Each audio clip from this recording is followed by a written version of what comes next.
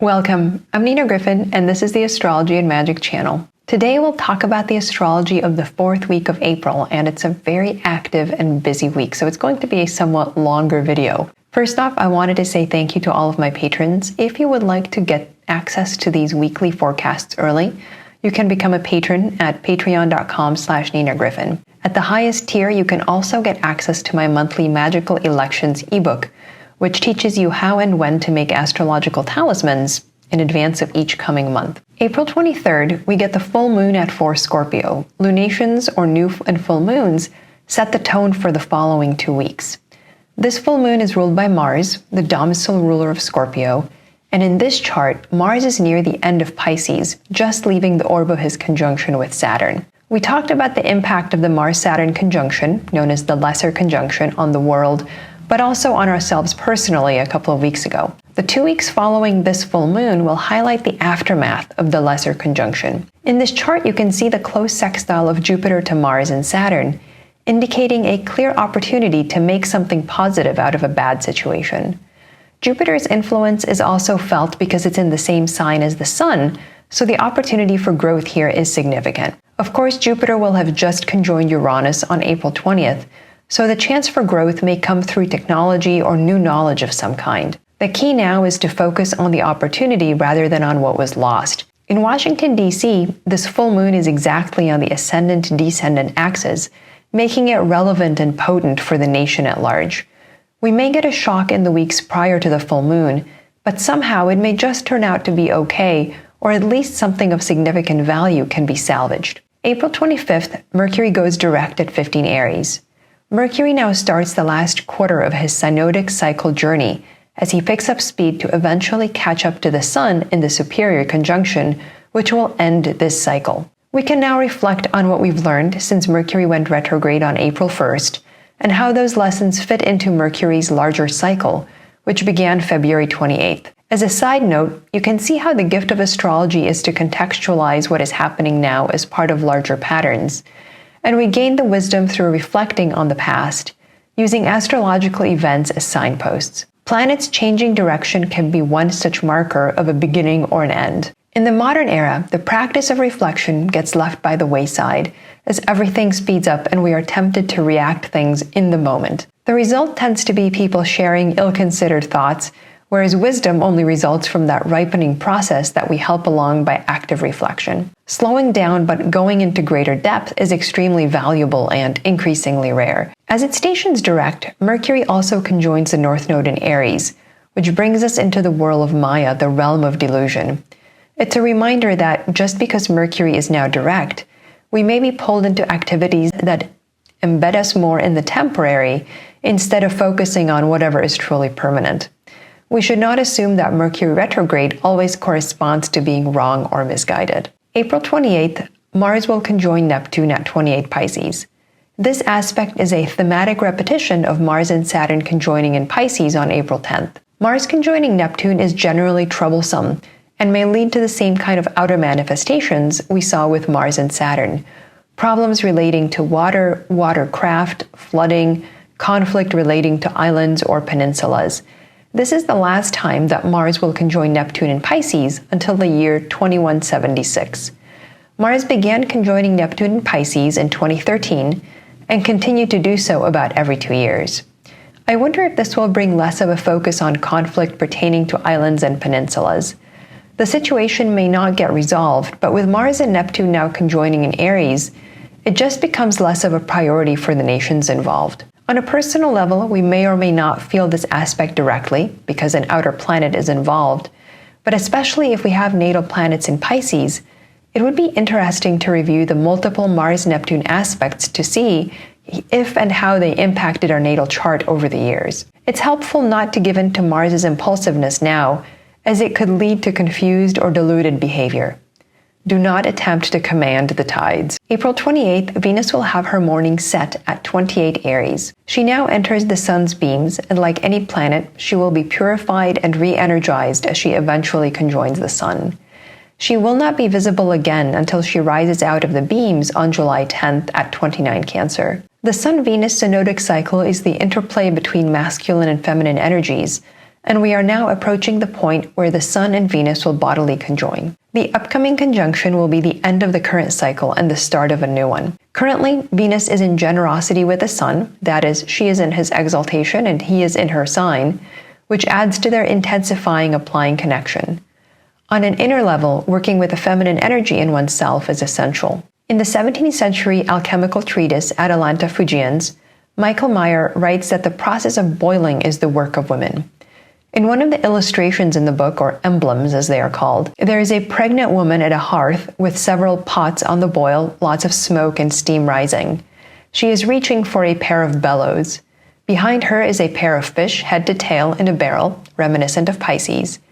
The accompanying epigram and essay refer to women as doing the work of cooking or coction, referring, I believe, to women carrying a child, allowing it to mature, and then giving birth. Meyer's metaphor is relevant to the portion of Venus's synodic cycle being described now. Venus is a feminine planet, and going under the beams suggests the start of the hidden process of cooking or nurturing. Just as the development of a fetus occurs inside the body, out of sight, Venus is now entering the hidden part of her cycle. Even though the moment of fertilization that inaugurates a new cycle is the Sun-Venus conjunction on June 4th, Venus is entering the beams means that the current cycle is winding down, and we are preparing for a fallow period of rest, of hiding, as we bring to a close whatever was created during the last superior Sun-Venus conjunction, October 22nd, 2022 at 29 Libra. Even before the upcoming new cycle, the process of cooking that Meyer refers to is the process of reflection and of bringing to completion whatever was begun earlier. We would expect similar events reflected in the outer world. Perhaps a well-known woman or artistic figure may disappear from public view around this time. April 29th, Venus enters Taurus. Venus now enters her own sign, and she will be under the beams through her entire journey in Taurus. She is now acting in a hidden manner, and though she still brings good fortune, beauty, and the other gifts associated with Venus, there is a sense that her blessings are hidden and out of view. We may or may not learn about them later as she leaves the Sun's beams. Venus leaving Aries and entering Taurus is a great improvement for Venus's dignity, as she leaves the sign of her detriment and enters the sign of her domicile, so she is in her kingdom and preferred sign. As a nocturnal planet, she is happiest in the nocturnal sign of Taurus. If in Aries Venus was armed with a sword to cut away waste and dead things, Venus in Taurus is a farmer, lovingly preparing the ground for later seeding and growth. On a spiritual level, Venus in Taurus represents the countless physical forms with which nature veils the divine principle. Titus Burckhardt summarizes the teachings of Ibn Arabi, the greatest Sufi mystic and expounder of Hermetic principles, on the topic of nature. Quote, "Universal nature is the feminine or maternal side of the creative act. She is the merciful breathing out of God, which confers differentiated existence on the undifferentiated possibilities latent in non-being. This breathing out is merciful, for the possibilities which are to be manifested are longing for manifestation. But the same power also has a darksome and confusing aspect. Multiplicity as such is deception and separation from God."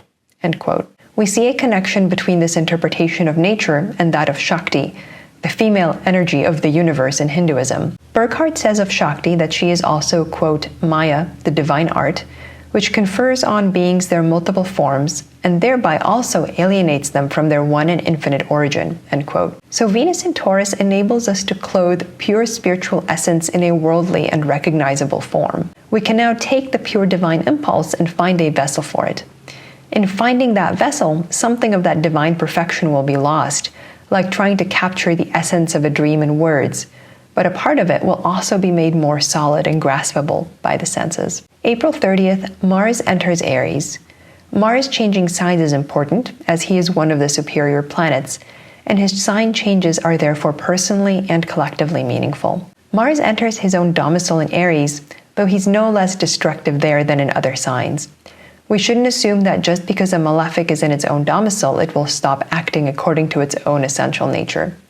Other factors would need to be in place for that to happen. It's interesting that this year, during Mars's journey through Aries, he does not make major aspects to any planets except for the early sextile to Pluto, which is a weaker aspect. Other than aspects between the Moon and Mars, after Mars's aspect to Pluto, assuming we're counting outer planets, Mars will be completely void of course. It remains to be seen whether Mars will be able to make his presence known in the world regardless, or whether his influence will be nullified due to not having another planet to latch onto. This reminds me of a line from the I Ching, the Chinese Book of Changes. One of the hexagrams, number 46, is called pushing upward or advancing. The third line has as its text, quote, "The subject ascending upwards into an empty city," end quote. So it can indicate fast progress, or sometimes progress that is deceptively easy, but one where nothing of value is gained. The line doesn't carry any divinatory judgments such as good fortune or danger. And the third line in the hexagram often describes a moment just before a major change occurs, but when the difficult work of transition is already underway. Mars passing through Aries might describe such a period, where we are making good progress, or at least seem to, but we won't really know what we accomplished until later, when Mars resumes aspecting other planets. In military terms, our army advancing into an empty city does not mean that the army won the war, not by a long shot. It could be a trap, or maybe a diversion. April 30th, Venus at 2 degrees Taurus squares Pluto in Aquarius. Back to the story of Venus, she is now out of sight, under the sun's beams, preparing to conjoin the sun. But before that happens, she has a few aspects to pass through, and this is one of them. Pluto is the lord of the underworld, and Venus in Taurus in a tense square aspect to Pluto is reminiscent of Hades kidnapping the maiden Persephone. Like Persephone, Venus is a goddess, so she cannot be physically harmed, but we see the principle of beauty, youth, and life coming face to face with the merciless Lord of Death. If you are familiar with Schubert's String Quartet number 14, known as Death and the Maiden, you know what I'm talking about. Schubert wrote this piece in 1824 at age 27, when he was very ill with syphilis and began to believe that he was going to die, which later proved true. This is a dark moment for Venus, facing the negation of life and light, but also it's the opportunity to deepen and solemnize her sometimes frivolous nature. Sometimes this can be the signature of a sexual scandal or crime in the news, or another encounter with the dark side of existence. In doing so, we have the opportunity to comprehend nature in her fullness, including darkness and death, that which we ordinarily do not wish to see. Thanks for watching. I'm Nina Gryphon, and this is the Astrology and Magic channel.